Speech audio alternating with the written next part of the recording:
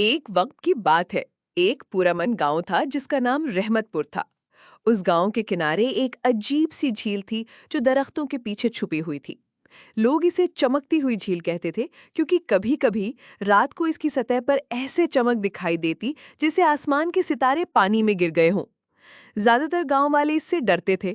وہ کہتے تھے کہ یہ جھیل منحوس ہے اور کوئی بھی اس کے قریب نہیں جاتا تھا، سوائے ایک بہادر ماہی گیر کے جس کا نام ہارون تھا۔ ہارون ایک نیک، ایماندار اور اللہ پر بھروسہ کرنے والا انسان تھا۔ وہ توہمت پر یقین نہیں رکھتا تھا۔ ایک دن جب باقی سب تالاب خالی ہو چکے تھے تو ہارون نے سوچا کہ کیوں نہ آج چمکتی جھیل پر مچھلی پکڑی جائے۔ اس نے پانی میں جال ڈالا اور بسم اللہ کہہ کر اپنا کام شروع کیا۔ کچھ دیر تک سب کچھ پرسکون تھا، مگر اچانک چمکدار روشنی کا ایک زوردار دھماکہ ہوا۔ ہارون نے چونک کر جال چھوڑ دیا۔ روشنی کے بیچ سے ایک بڑا سا بھوت نما دیو باہر آیا۔ اس کی آنکھیں چمک رہی تھیں اور اس کی لمبی داڑھی ہوا میں لہرا رہی تھی۔ ہارون کا دل زور زور سے دھڑکنے لگا۔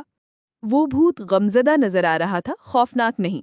اس نے بھاری آواز میں کہا، اے نیک دل انسان، ڈرو مت، میں کوئی شیطان نہیں ہوں، میں ایک بادشاہ ہوں جو کبھی اس علاقے پر عدل اور رحم کے ساتھ حکومت کرتا تھا۔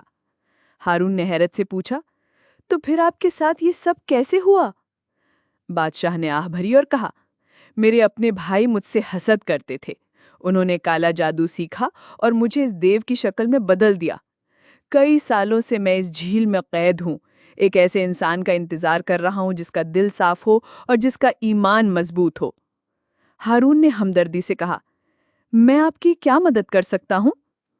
بادشاہ نے کہا، میرے بھائی آج بھی کالا جادو استعمال کر کے دوسروں کو نقصان پہنچا رہے ہیں۔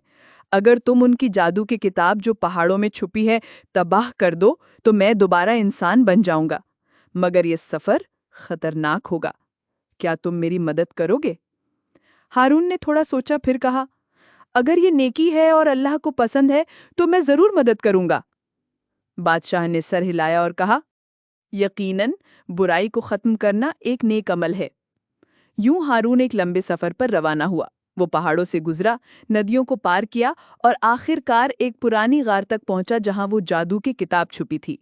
کتاب کو ہاتھ لگانے سے پہلے ہارون نے سورہ الفلق اور سورہ الناس کی تلاوت کی اور اللہ سے حفاظت مانگی۔ جیسے ہی اس نے کتاب کو اٹھا کے آگ میں ڈالا، آسمان پر گرج چمک ہوئی اور تیز ہوا چلنے لگی۔ دور چمکتی جھیل سے ایک روشنی آسمان کی طرف گئی۔ جب ہارون واپس آیا تو وہ دیو غائب ہو چکا تھا اور اس کی جگہ ایک نرم مزاج بادشاہ کھڑا تھا جو شاہی لباس میں تھا۔ اس نے کہا، شکریہ ہارون، تمہارے حوصلے اور ایمان نے کالا جادو ختم کر دیا۔ اللہ تمہیں جزائے خیر دے۔ بادشاہ نے گاؤں والوں کو انعامات دیے اور اپنا پرانا محل تلاش کرنے روانہ ہو گیا، مگر ہارون نے کچھ بھی لینے سے انکار کر دیا۔ اس نے صرف اتنا کہا، میرا انعام اللہ کے پاس ہے، میں نے صرف حق کا ساتھ دیا ہے۔ اس دن کے بعد چمکتی جھیل خوفناک نہیں رہی۔ بچے وہاں کھیلنے لگے، پرندے چہکنے لگے اور سب نے ہارون کی بہادری کو یاد رکھا، جو ایک سچا مسلمان، اللہ پر بھروسہ کرنے والا اور برائی کے خلاف کھڑے ہونے والا انسان تھا۔